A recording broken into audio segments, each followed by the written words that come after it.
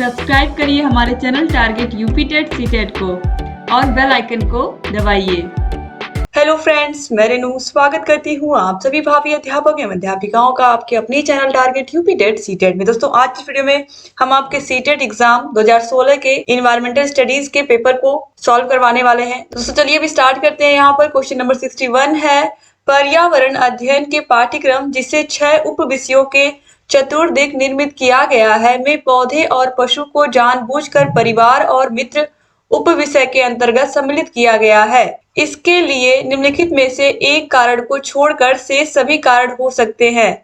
वह एक कारण कौन सा है? In the EVS syllabus structured around 6 themes, plants and animals have consciously been included in the theme family and friends. All of the following could be cited as reason for this inclusion. यहाँ पर देखिए पहला option क्या है, आखिर में जो पेड़ पौधे और पशु को जानबूझकर परिवार और मित्र उपविषय के अंतर्गत रखा गया है इनको। तो यहाँ पर एक कारण को छोड़ करके शेष जो कारण है वो कौन से कारण हो सकते हैं? सामाजिक और सांस्कृतिक संदर्भ में पौधों और पशुओं के स्थान निर्धारित करने में विद्यार्थियों की सहायता करना, इस बात को उभारना कि किस प्रकार मनुष्य एक दूसरे से घनिष्ठ संबंधों को साझा करते हैं, इस बात को उभारना कि किस प्रकार कुछ समुदायों के जीवन और आजीविकाएं विशेष पशुओं और पौधों से घनिष्ठ रूप से जुड़े हुए हैं। जैसे बहुत सारे लोग पशुओं के दूध से क्या करते हैं, वो बिजनेस करते हैं या अपनी आजीविका चलाते हैं।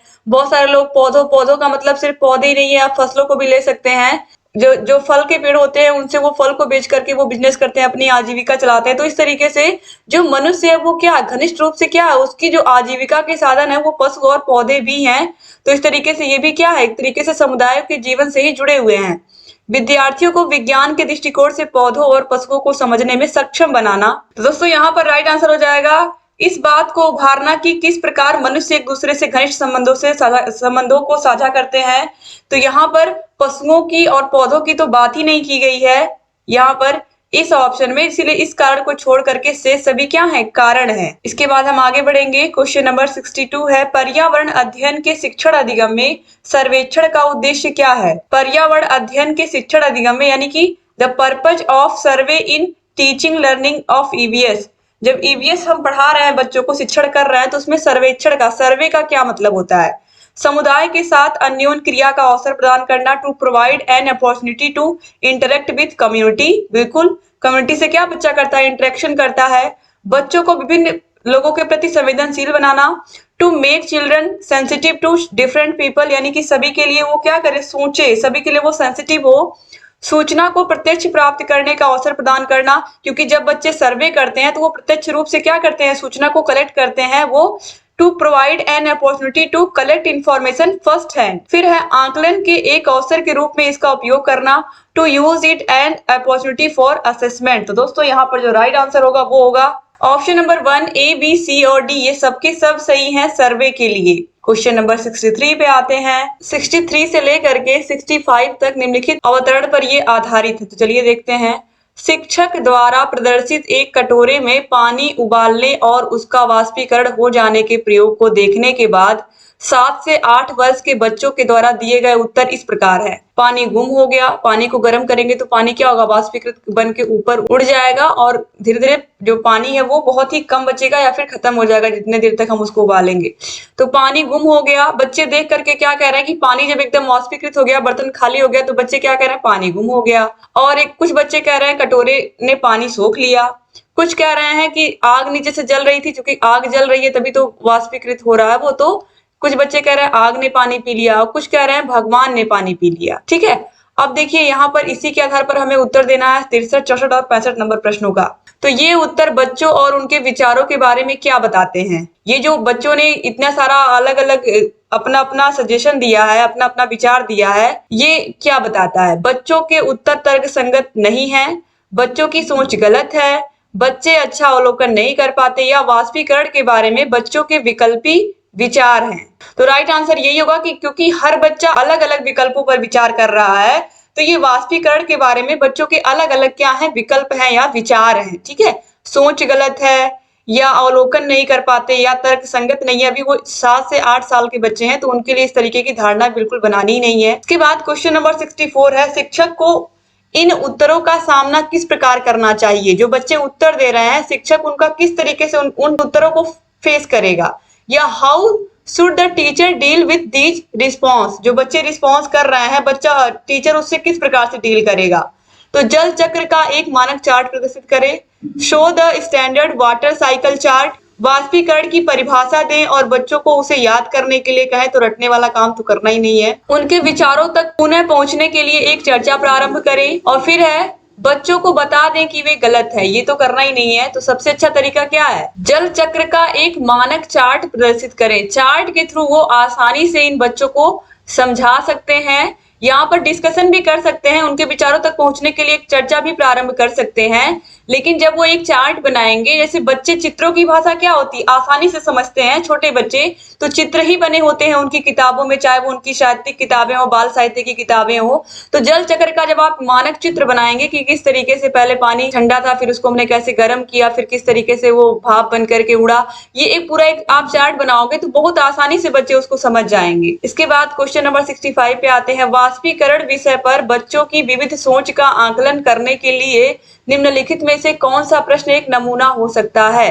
Which of the following is an example of a question assigning divergent thinking of children on the topic evaporation? क्या होता यदि जल चक्र नहीं होता, यानी कि यहाँ पर हम क्या कर रहे हैं, वाष्पीकरण जो विषय जो टॉपिक है, इस पर बच्चों की विविध सोच का हम आकलन करना है हमें, तो इसके लिए हम क्या क्या तरीके अपना सकते हैं। क्या होता यदि जल चक्र होता ही नहीं, जल चक्र के क्रम के सोपानों की सूची बनाइए, जल चक्र का आरेख बनाइए और उसे नामित कीजिए, या जल चक्र के 5 लाभ बताइए।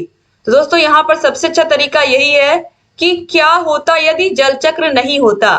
इससे बच्चे पूर्व में शिक्षक द्वारा बनाए गए जल चक्र चार्ट से विविध प्रकार के उत्तर देंगे, क्योंकि टीचर ने चार्ट तो बना दिया है कि किस तरीके से पानी का पतीला है, फिर वो पतीले को उन्होंने गैस पर रखा तो किस तरीके से फिर वो भाप बन के उड़ रहा है, फिर पतीले में कुछ नहीं बच रहा है। तो बच्चे उस चित्र को देख करके क्या करेंगे, वो जो उन्होंने चित्र बनाया है, मानचित्र बनाया है, उसको देख करके वो बताएंगे।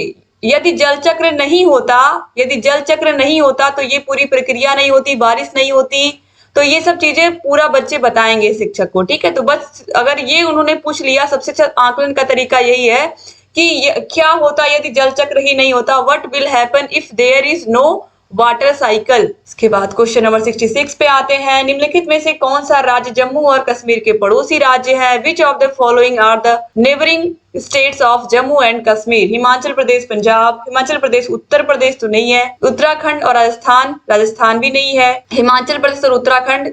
दोस्तों यहाँ पर जो राइट आंसर है वो है हिमाचल प्रदेश और पंजाब। ठीक है, ये राइट आंसर जाएंगे, ये जम्मू और कश्मीर के पड़ोसी राज्य हैं। इसके बाद क्वेश्चन नंबर 67 पे आते हैं, प्रत्येक स्थान के नाम के साथ उस क्षेत्र में बनाए जाने वाले सामान्य घरों के सही विवरण का मिलान करिए। यहाँ पर स्थान दिया हुआ है और यहाँ पर किस तरीके के घर होते हैं इन स्थानों पर। तो यहाँ पर देखिए मनाली में पूछा है किस प्रकार के घर होते हैं। यहाँ पर पहले हम इनको देख लेते हैं, यहाँ पर मनाली है, राजस्थान है, असम है और लद्दाख है। अब यहाँ पर हमें मिलाना है। ठीक है, तो सबसे पहले आपको पता है कि जो असम है, असम में बांस के जो खंभे होते हैं, बांस के खंभों पर बने ऊंचे घर होते हैं। क्यों होते हैं? क्योंकि वहां पर अक्सर बाढ़ आती है, तो इसलिए बांस के ऊंचे ऊंचे खंभे बनाए जाते हैं और उस पर घर बनाए जाते हैं। तो ये असम का हो गया दोस्तों पहला वाला। ठीक है, इसके बाद देखिए फिर हम देखेंगे लद्दाख भी हमने पढ़ लिया है बहुत सारे प्रीवियस ईयर में। तो लद्दाख में क्या बताया गया है कि जो घर होते हैं वो कैसे बने होते हैं। वे जो घर होते हैं वो पत्थर के बने होते हैं, जिनके फर्श क्या होते हैं, लकड़ी के बने हुए होते हैं और छतें भी लकड़ी की बनी हुई होते हैं। ठीक है, तो जो पत्थर है, क्योंकि लद्दाख में जो भी चीजें जहां पर पाई जाती हैं उसी से क्या करते हैं लोग, उन्हीं का प्रयोग करके अपने घरों को बनाते हैं। तो पत्थर के बने घर जिनसे फर्श और छतें लकड़ी की बनी होती हैं। अब इसके बाद देखिए राजस्थान में आप सभी को पता है कि कटीली झाड़ियां होती हैं, क्योंकि यहाँ पर पानी की कमी होती है। तो जो पेड़ पौधे होते हैं वो उनके जो पत्ते होते हैं वो झाड़ियों के रूप में कन्वर्ट हो जाते हैं, या फिर ये कहें कि कांटों के रूप में। तो यहाँ पर आप देखिए कटीली झाड़ियां कहाँ है, यहाँ पर चौथे में है। तो मिट्टी के घर जिनकी छतें कटीली झाड़ियों से छाई होती हैं। अब इसके बाद दोस्तों है देखिए मनाली। तो यहाँ पर आप देखिए मनाली में जो छत होते हैं वो ढालू होते हैं। तो पत्थर या लकड़ी से बने ढालू छतों वाले घर, तो ये हो गया मनाली। ठीक है, अब इस तरीके से यहाँ पर हम देखेंगे, यहाँ पर बस ये हाउस बोट किसी का नहीं है इसमें से, तो यहाँ पर हम देखेंगे कौन सा ऑप्शन हमारा सही है। तो यहाँ पर ध्यान से देखिए, जो ए है, ए का दूसरा है, तो ए का दूसरा कहाँ कहाँ है, ए का दूसरा पहले और दूसरे ऑप्शन में है, इसमें भी है और इसमें भी है। अब यहाँ पर देखिए जो दूसरा है, बी है, बी का चौथा है, तो बी का चौथा यहाँ पर हमें पता लगा कि ये जो ऑप्शन नंबर 2 है यही सही होगा, ऑप्शन 1 नहीं सही होगा। अब इसके बाद देखिए फिर असम 1 यानी कि सी का 1 और फिर डी का 5, तो इस तरीके से यहाँ पर ऑप्शन 2 जो है ये सही हो जाएगा। इसके बाद क्वेश्चन नंबर 68 है, पशुओं की त्वचा पर विविध पैटर्न जो डिजाइन बने होते हैं, जैसे कि आपने जेब्रा को देखा होगा, जो जिसको हम तित्तीदार घोड़ा कहते हैं, जेब्रा। तो जो जेब्रा होता है उस पर, उसके शरीर पर ऐसे धारियां बनी होती हैं, तो वो धारियां क्यों बनी होती हैं? उनकी शारीरिक शक्ति को इंगित करता है, an indication of their physical strength. फिर है परावर्तित प्रकाश के कारण होते हैं, ड्यू टू रिफ्लेक्ट लाइट। उनकी त्वचा पर बालों के कारण होते हैं, due to the hair on their skin, या उस जलवायु के कारण होते हैं जिसमें वे रहते हैं, तो due to weather conditions they live in. तो राइट आंसर ऑप्शन नंबर 4 हो जाएगा। आप देखो जहां पर जिस तरीके की जलवायु होती है उसी प्रकार से लोगों के रंग होते हैं। ठीक है, जहां पर बहुत ठंडी होती है वहां पर लोगों का कलर कैसा होता है, वो गोरे होते हैं। ठीक है, और जहां पर सूर्य की किरणें बहुत तेजी से पड़ती है, भूमध्य रेखा के आसपास जो लोग रहते हैं वहां पर क्या होता है, वहां पे लोगों की स्किन जो होती है वो डार्क होती है। तो इस तरीके से जहां की जलवायु जैसे होती है वहां के जीव जंतुओं पर उसका पूरा प्रभाव पड़ता है। इसके बाद क्वेश्चन नंबर 69 है, जो व्यक्ति जंगल में कम से कम 25 वर्षों से रह रहे हैं उनका उस जंगल भूमि पर और उसमें पैदा होने वाले वस्तुओं पर पूरा अधिकार है। यह जनादेश किसके द्वारा लाया गया? भारतीय जंगल अधिनियम 1927, तो देश ही नहीं आजाद हुआ था। जंगल अधिकार अधिनियम 2007, भूमि अधिग्रहण अधिनियम 1894, या संविधान अनुसूचित जाति आदेश संशोधन विधेयक 2012। तो दोस्तों जंगल अधिकार अधिनियम 2007 के द्वारा या 7 के अनुसार ये कहा गया है, जो व्यक्ति जंगल में कम से कम 25 वर्षों से रह रहे हैं उनका उस जंगल भूमि पर और उसमें पैदा होने वाली वस्तुओं पर पूरा अधिकार है। दोस्तों जब हमारे देश में अंग्रेज नहीं आए थे उससे पहले भी इन व्यक्तियों का अधिकार उसमें होता था, लेकिन अंग्रेजों के आने के बाद उन्होंने उस पर अपना अधिकार जमा लिया था। परंतु जब देश को स्वतंत्रता प्राप्त हुई तो फिर वन कानूनों से भूमि पर उनका अधिकार छिनता चला गया, जिससे उनकी जो संस्कृति है वो प्रभावित हुई। इसी के समाधान के लिए उपरोक्त अधिनियम को निर्मित किया गया। ठीक है, तो ये 2007 जो है ये राइट आंसर हो जाएगा। क्वेश्चन नंबर 70 है, निम्नलिखित में से मच्छरों द्वारा फैलने वाले रोगों में इसका समुच्चय कौन सा है? तो यहाँ पर आप देखिए मलेरिया, HIV, एड्स, डेंगू। तो ये HIV तो मच्छरों से फैलता नहीं है। फिर यहाँ पर भी देखिए HIV, एड्स दिया हुआ, तो ये भी गलत हो गया, मच्छरों से तो ये फैलता नहीं है। डेंगू, मलेरिया, चिकनगुनिया, मियादी बुखार, हैजा, चिकनगुनिया। तो दोस्तों हैजा जो है ये मच्छरों के काटने से नहीं फैलता है, तो डेंगू, मलेरिया, चिकनगुनिया ये राइट आंसर हो जाएगा। ये क्या है? ये मच्छरों द्वारा फैलने वाले रोगों के समुच्चय हैं। इन्हें प्रोटोजोआ जनित रोग भी हम कहते हैं।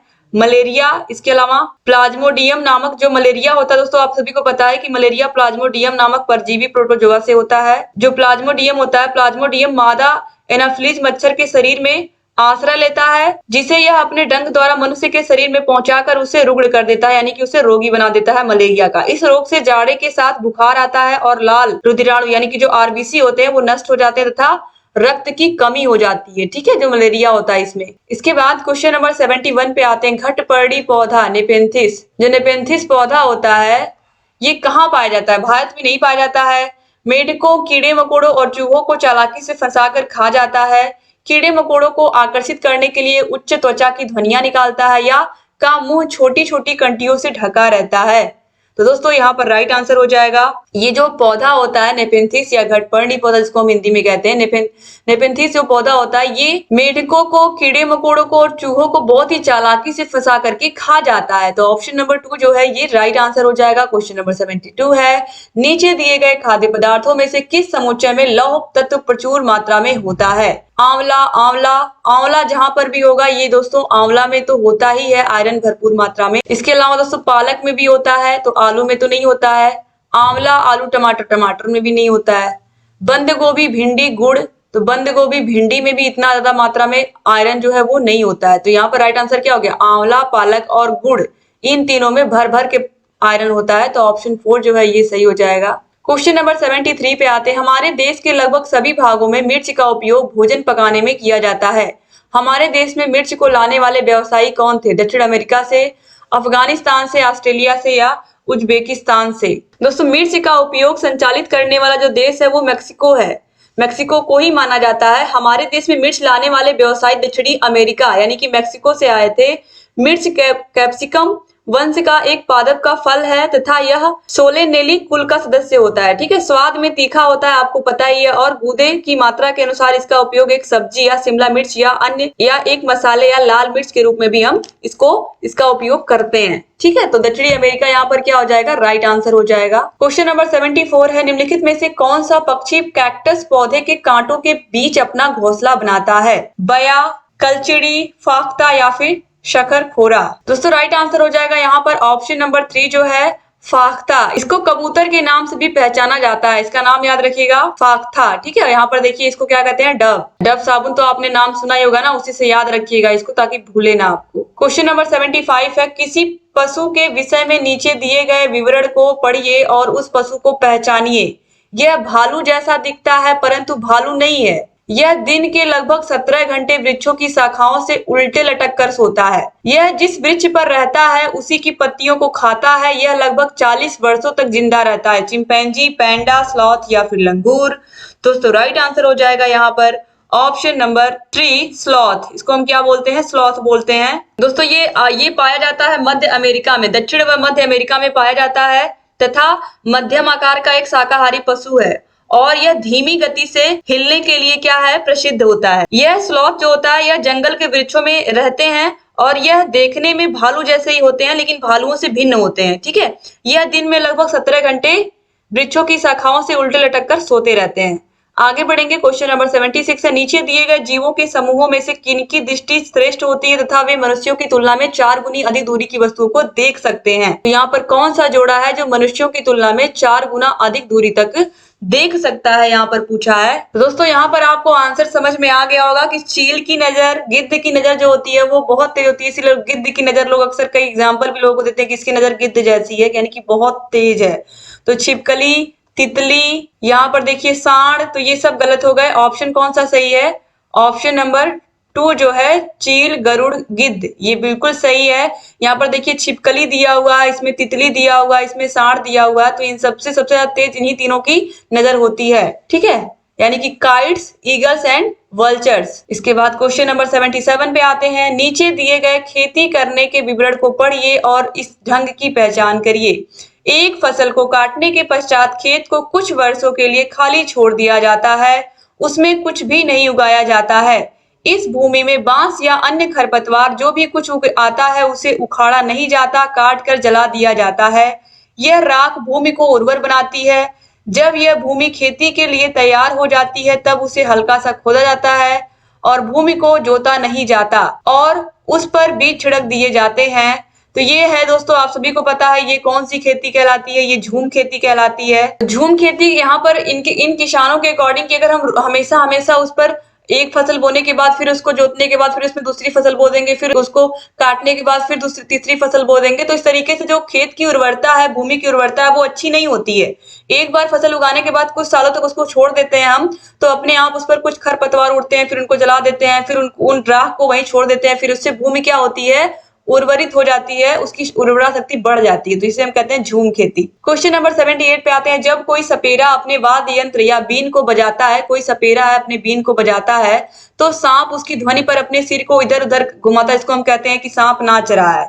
आपके विचार से सांप वाद्य यंत्र के प्रति अनुक्रिया कैसे कर रहा है? उस वाद्य यंत्र को सूंघकर, उस वाद्य यंत्र की ध्वनि को सुनकर, उस वाद्य यंत्र की गति को देखकर या उस वाद्य यंत्र द्वारा उत्पन्न कंपनों के प्रति अनुक्रिया करके। दोस्तों सुनता नहीं है सांप, उसके पास कान नहीं होते हैं, तो वह क्या करता है? उसकी त्वचा में जो उत्पन्न कंपन होते हैं, by responding to the vibrations produced by instrument, जो इंस्ट्रूमेंट है बीन, उसके द्वारा जब वो आवाज होती है तो उसके त्वचा पर वो महसूस होती है और उसी कंपनों के महसूस होने से वो अपने सर को आगे पीछे ऊपर नीचे घुमाता है। क्वेश्चन नंबर 79 है। परिवार एक इकाई होता है जिसमें माँ पिता और उसके 2 बच्चे होते हैं। यह कथन। परिवार क्या होता है? एक इकाई होता है जिसमें माँ पिता और उनके 2 बच्चे हैं। यह कथन सही नहीं है क्योंकि परिवार कई प्रकार के होते हैं तथा परिवार का केवल एक ही प्रकार में वर्गीकृत नहीं किया जा सकता। बिल्कुल सही है। सत्य है क्योंकि यह किसी आदर्श परिवार का आकार है। बिल्कुल नहीं सही है।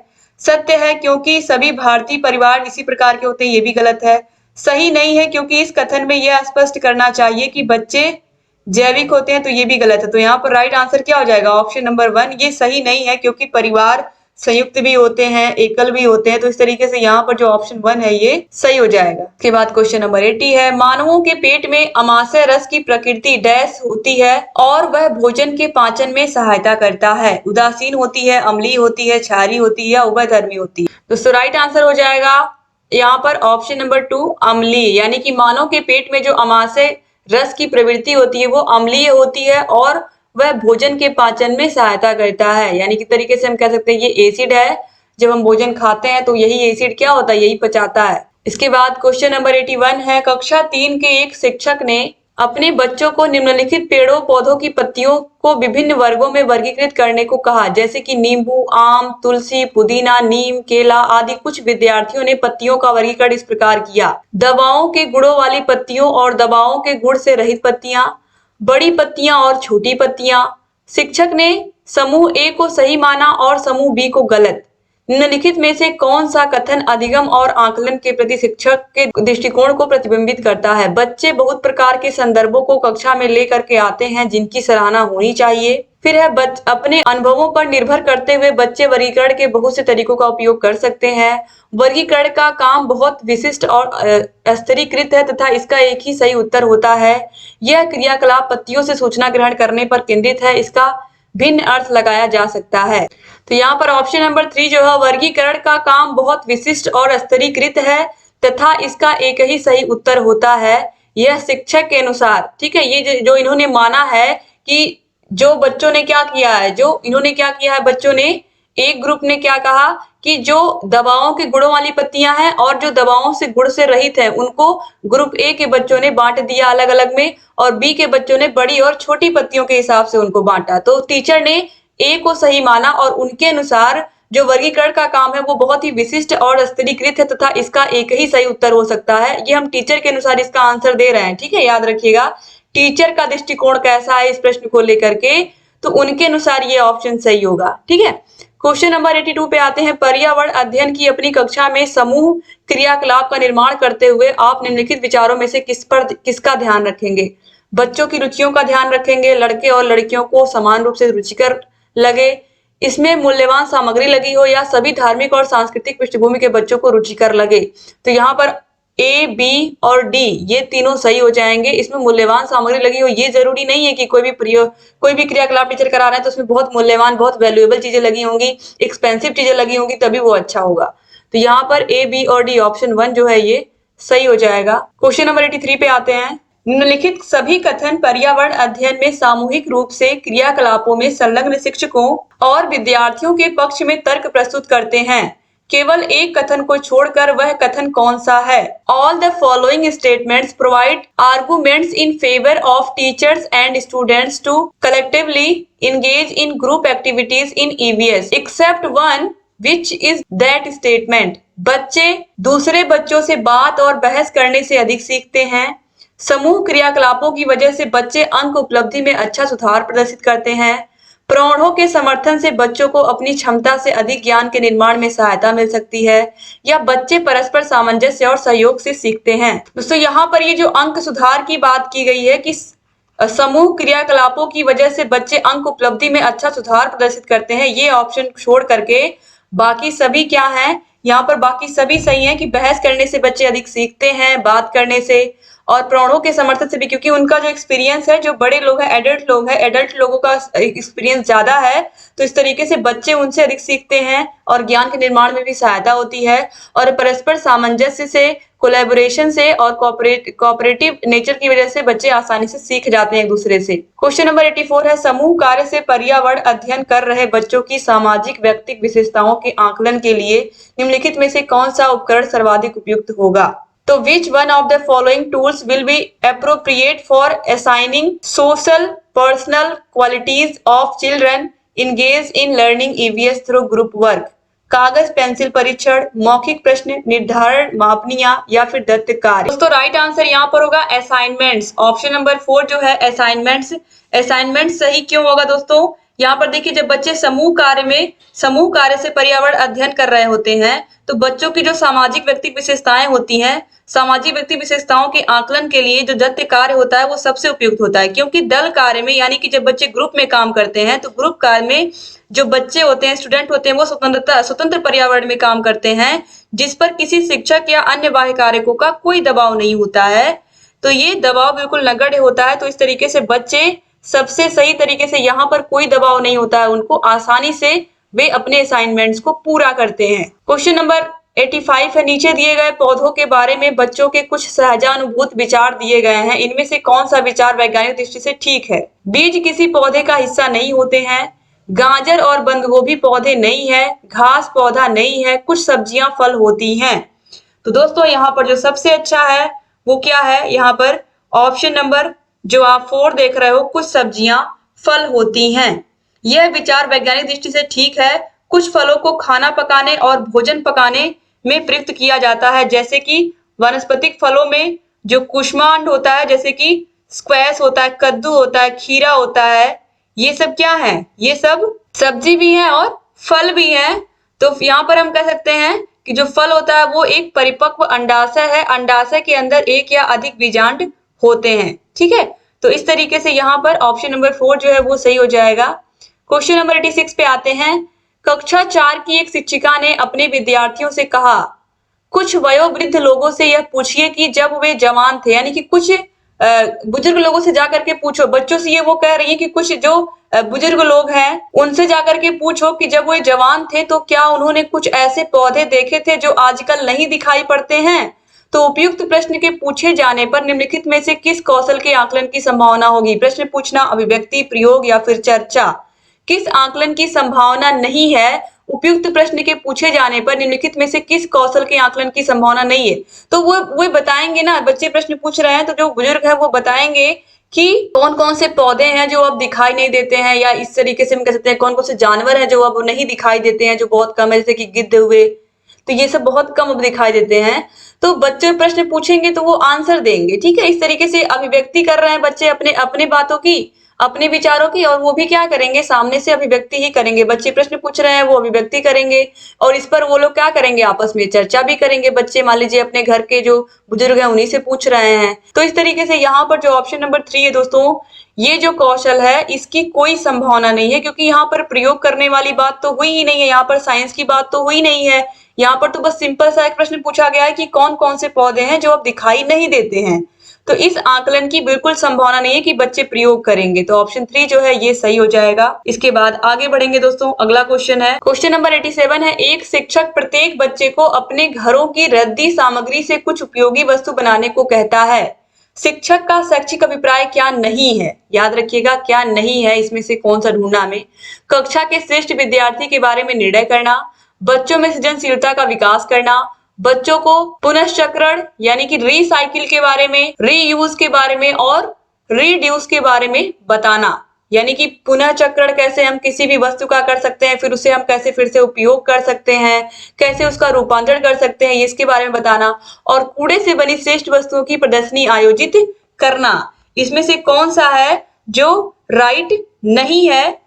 तो दोस्तों यहाँ पर देखिए जो ऑप्शन नंबर 1 है, कक्षा के श्रेष्ठ विद्यार्थी के बारे में निर्णय करना, ये बिल्कुल अभिप्राय नहीं है कि किसी एक बच्चे को हम बेस्ट कहेंगे, क्योंकि सारे बच्चे अपने स्तर से प्रयास करेंगे इसमें, और ये सब सही है 2, 3, 4। तो इसलिए यहाँ पर ऑप्शन 1 जो है ये अभिप्राय नहीं है, और इस क्वेश्चन के अकॉर्डिंग यही आंसर सही होगा। इसके बाद क्वेश्चन नंबर 88 है। निम्नलिखित में प्रश्नों को पढ़िए। मैंने क्रियाकलाप की योजना कितनी अच्छी बनाई, मैंने योजना का अनुसरण कितना अच्छा किया, मेरी शक्तियां क्या थी, मुझे सचमुच कठिन क्या लगा। ऊपर दिए गए 4 प्रकार के प्रश्नों के उत्तरों से सही होगा। शिक्षक द्वारा समग्र आकलन, बच्चे का स्व आकलन, शिक्षकों का स्व आकलन, या बच्चों और शिक्षकों दोनों का स्व आकलन। तो दोस्तों ये जो है, ये जितना भी यहाँ पर बताया गया है, मैंने क्रियाकलाप की योजना बनाई, मैंने कोई प्लान बनाया, कोई यहाँ पर देखिए, how well did I plan for the activity, मैंने कितने अच्छे से उस प्लान को बनाया, उसकी योजना कितने अच्छे से बनाई। How well did I follow the plan, और कितने अच्छे से मैंने उस प्लान पर, जो मैंने प्लान बनाई, पार्ट या कह सकते हैं जिस चैप्टर को पढ़ने की योजना बनाई, उसको कितने अच्छे से मैंने उसको पढ़ा,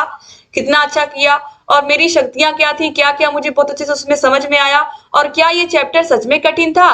तो ये एक बच्चे के द्वारा स्वयं आकलन किया जा रहा अपना खुद का, तो यहाँ पर ऑप्शन नंबर 2 जो है ये सही हो जाएगा। क्वेश्चन नंबर 89 है, पर्यावरण अध्ययन की पाठ्य पुस्तक में प्रयुक्त भाषा तकनीकी और औपचारिक होनी चाहिए, बच्चे की दिन प्रतिदिन की भाषा से संबद्ध होनी चाहिए, रूप और बच्चों के द्वारा समझने में कठिन होनी चाहिए, या परिभाषाओं पर बल देते हुए औपचारिक बनाई जानी चाहिए। तो जो पर्यावरण अध्ययन की पाठ्य पुस्तक की भाषा है क्लास 1 to 5 के बच्चों के लिए अगर हम बात करें, तो जो वो रोज जिन शब्दों का प्रयोग करते हैं अपने रोज की दिनचर्या में दिन प्रतिदिन, उसी भाषा से संबंध होनी चाहिए। Should be related to everyday language of this child.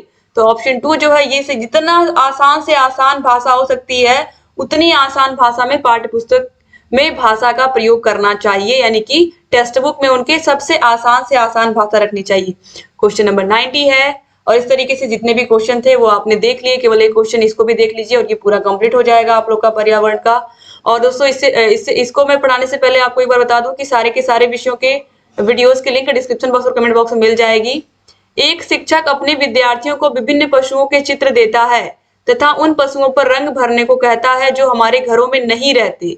इस क्रियाकलाप का उद्देश्य है सृजनात्मकता का विकास करना, अवलोकन का विकास करना, वर्गीकरण कौशल का विकास करना और डाटा संग्रह का विकास करना। दोस्तों यहाँ पर जो आप देख रहे हो सृजनात्मकता का विकास करना, बिल्कुल बच्चे रंग भरेंगे, बच्चे सीखेंगे और अवलोकन भी करेंगे कि कौन कौन से पशु हैं जो हमारे घरों में नहीं रहते हैं, जो जंगलों में रहते हैं, हमें चित्र बना करके उनमें रंग भरना है।